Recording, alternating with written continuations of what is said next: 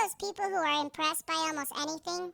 You know, the kind of people who are thrilled when they're served free bread at restaurants, or who get excited about coupons? Well, I'm not one of those people. I don't get excited over just anything. So when I played Cyberpunk 2077, I felt a rare and joyous feeling of surprise. I'm gonna back up though, because my first encounter with 2077 wasn't the amazing part. Like a lot of people, I played the game at launch, so my first experience was with the game's crapload of bugs. I'm not gonna rant about it. I'll just say it's kind of hard to play a game when your weapon won't load, or when the NPCs won't do what they're supposed to. The game was raked through the coals, but with the release of patches and Cyberpunk Edgerunners, it's since regained popularity. And that's a really good thing, because Cyberpunk 2077 is actually awesome. I'm going to tell you why, but I'm not going to talk about the mechanics and graphics and all that. I'm going to talk about the game's story, which is weird and amazing. So pack your bags, because we're going to Night City.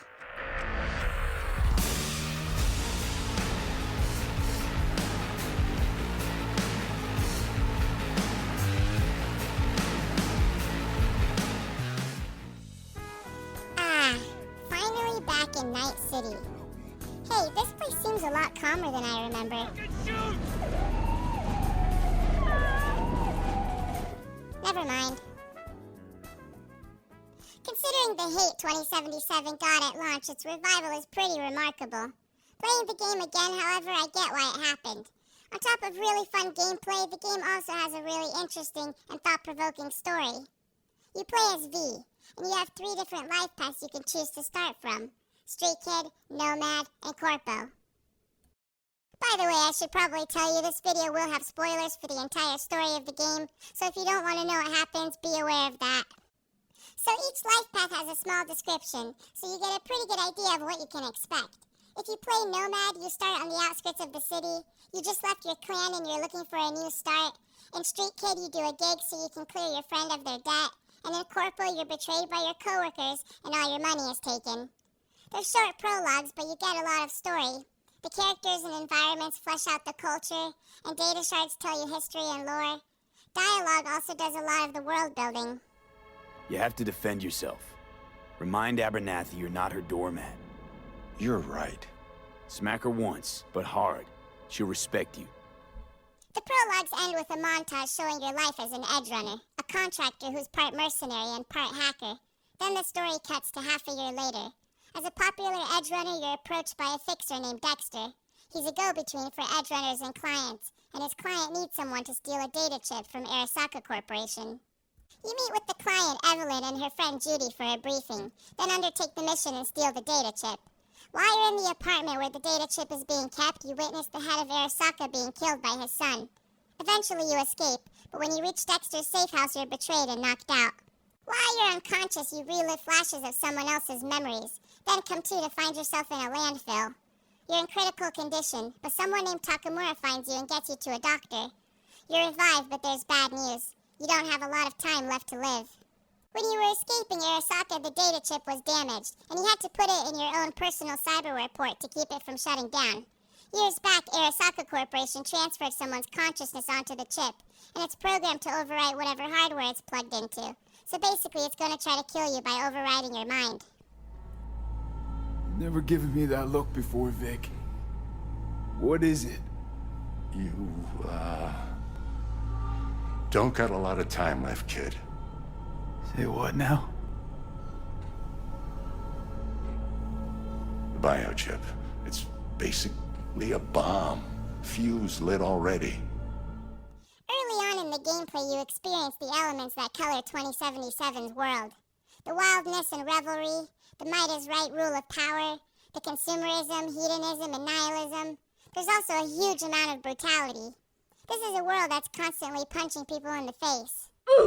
This guy's penis implant is malfunctioning, and this girl's just randomly on fire. The way everything comes together is believable, though. People's attitudes are a product of the world they live in. Here and there you learn about that world through data shards.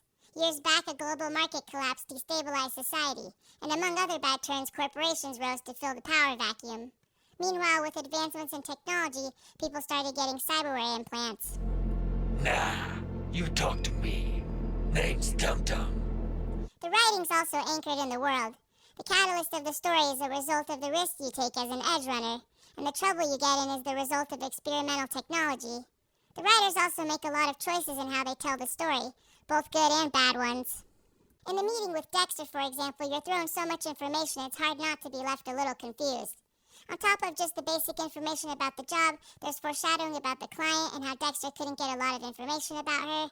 There's stuff about how there's this combat bot you'll need in order to do the job, and how you'll have to get it from a gang, and Dexter isn't sure they'll give it up because their leadership has changed. There's also a corpo named Meredith Stout who's snooping around, looking for the bot. A lot of the information isn't really relevant either. At other times, the writing's brilliant, though. In the short time you spend with Evelyn and Judy, you get a real feel for who they are and what they want. It's in between the lines of their dialogue and the looks they give you. Their characters are a product of the world they live in. If you f up and they come knocking on my door, Judy, relax. That's not gonna happen. Evelyn, please. No shortcuts. You go that route, City'll always win. Even when the story goes through a lot of twists and turns, the writing never cheats you when it comes to the characters. Picking up on the plot, you start looking for a way to remove the personality construct in your head. At the same time, the construct starts interacting with you more and more. His name's Johnny Silverhand, and he was a rock star who lived decades previously. He's petulant and overdramatic, but also has a casual, survive-another-day attitude that's sort of likable. He wants to get out of your head as much as you do, so he tells you about Rogue, a fixer who might be able to help. When you meet with her, she tells you where you can find Anders Hellman, the guy who designed the data chip. She also has one of her operatives, Panem, help you track him down. In the Badlands on the outskirts of the city, you find Hellman, but he doesn't offer a lot of help. He says the data chip is an experimental prototype and can't be reprogrammed. On that dead end, you visit Judy again, and with her help track down Evelyn with the hope that she might have some info on a way to remove the construct. It's tough to find her, though. When everything went south, she was attacked and eventually ended up in the hands of a violent gang called Scavengers. She's barely conscious when you find her, but Judy's able to extract some data from her cyberware drive, and you learn that before she contracted Dexter, she was originally hired by a gang called the Voodoo Boys. It's not easy, but after doing a job for the gang, you eventually meet with their leader, Bridget. She's willing to help you because it turns out you have something she needs. She originally hired Evelyn to get information on the data chip, which she needs so she can make contact with someone named Alt Cunningham. Cunningham's the only netrunner who ever found a way past the Black Wall, a firewall in cyberspace. The Voodoo Boys think another data crash is going to happen soon, so they want to become part of the AI system beyond the Black Wall in order to survive. Bridget gets you into cyberspace, and you cross the Black Wall and talk to Alt. She reveals she can't help you without access to more advanced technology, though. If she could gain access to Mikoshi, Arasaka's data fortress, she could separate yours and Johnny's neural networks. The quest to find a way to remove Johnny Silverhand from your mind makes up the majority of the story. It's while undertaking this objective that you experience a huge amount of the game's setting and lore. You also meet a lot of interesting characters, like River, a detective for the Night City Police Department. Joss, meet V. So V, is this about my Randy? Throughout the gameplay, these characters are what come to stand out. Just like with the briefing with Evelyn and Judy, the writing takes the time to create moments where you get a glimpse into the soul of these people. Every time the story does this, it conveys more and more of what it's trying to say. That there's something important here, something really valuable about these characters. The writing's really smart in that way. It knows the exact kind of story that can be told in this dystopic and foreboding world. To her boobs! Yeah. To her boobs. The story features some frustrating writing too, though. There are a lot of moments that are both really intriguing and at the same time really confusing. The arc with the Voodoo Boys and Alt, for example, features some of the most interesting backstory in the game. Stuff to do with rogue AIs in the Deep Net, and Alt Cunningham transferring her mind into AI to escape Mikoshi. It's all really fascinating, but the main story only gives you a small glimpse of it. That glimpse also isn't given any setup, so it kind of just comes across as confusing.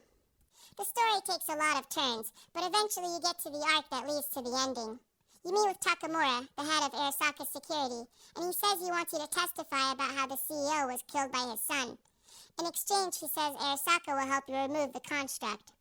After a botched mission, you succeed in finally getting an audience with Hanako, the CEO's daughter, and you tell her the truth.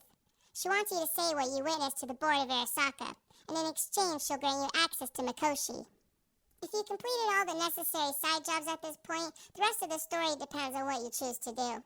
You can go with Hanako's plan, in which case you'll testify at the board meeting and Arasaka will remove the construct. You can storm Arasaka with Rogue, or ask Panem for help and reach Mikoshi with her clan. You can put it all to rest and simply end yours and Johnny's lives, or you can go out in a blaze of glory and storm Arasaka with just Johnny. The endings are all grim. Even after Johnny's construct is removed, you don't have a lot of time left to live because the damage the chip wrought. They also come relatively soon. The main story itself isn't very long. In the time you play, you're definitely immersed, though. The story transports you to a place that's so unbelievably real, it puts a lot of other games to shame. Mentioned something about a surprise yesterday. Am I remembering right, or just had a brain fart? Probably both. Through all the spectacle, the standouts are still the characters, though. Through the main quest, you can choose to help them and gradually gain their friendship. You get to know them in a really intimate way. Panem's a headstrong girl who's having trouble finding her place in her clan. Judy's a young soul haunted by her past and by the choices she and her friends have had to make to survive. River's a detective racked by guilt for having neglected his family. You can also romance them if you play your cards right. But get ready for heartbreak because sometimes they'll just flat out reject you. Through all the diversions and neon lights and exploits, they're what's real, and the story of Cyberpunk 2077 is really about them.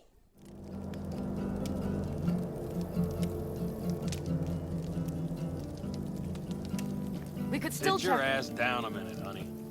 And breathe. Everything's under control. The convoy is already heading our way. The great content you get from side characters doesn't always extend to the main characters, though. V isn't a bad main character, they just don't have much of a story. They're kind of just a vehicle for you to experience the plot through. Johnny, on the other hand, gets most of the spotlight. As a character, he's kind of self-centered and immature. He's a veteran, so you can understand his antics sometimes. He hasn't accepted life as it is like so many others have, which is sometimes endearing, but sometimes his endless change-the-world conviction gets kind of tiring. He has some funny insults, but altogether he's about as interesting and compelling as a punk teenager. Looking at the overall story, the other standout's the world. As soon as you step foot in Night City, you get information about its history. Ads are always in your face. There are tent camps and homeless people everywhere. The middle class is barely present. The only possibly middle-class suburb I could find was in Rancho Coronado, and even those houses were generally all run down. The streets are a free-for-all, where only the fittest survive. Oh, it's not him. Thank God. Quick, let me out before he returns. What? Data shards also tell you a lot, like information about the fall of the First Net, the corporate wars and rival gangs, and dialogue fleshes out the culture even more, with characters using slang and referring to things like ripper docs and brain dances like they're everyday things. Your lifestyle as an edge runner is also realistic. Throughout the game, you can go home to your apartment whenever you want just to get away from it all. It's not common for a game to have a resurgence after a bad launch, but 2077 isn't an ordinary game. It's something really special. Its story makes you think about things that aren't easy to acknowledge or accept. Its world is mesmerizing but also creepy. It's a place that our world could all too easily end up resembling. For all the game's eerie and gruesome content, though, there's an attitude that's undeniably cool. And that's down to the game's great writing. And that's my analysis of the story of Cyberpunk 2077. If you liked it, leave a like and subscribe for more content.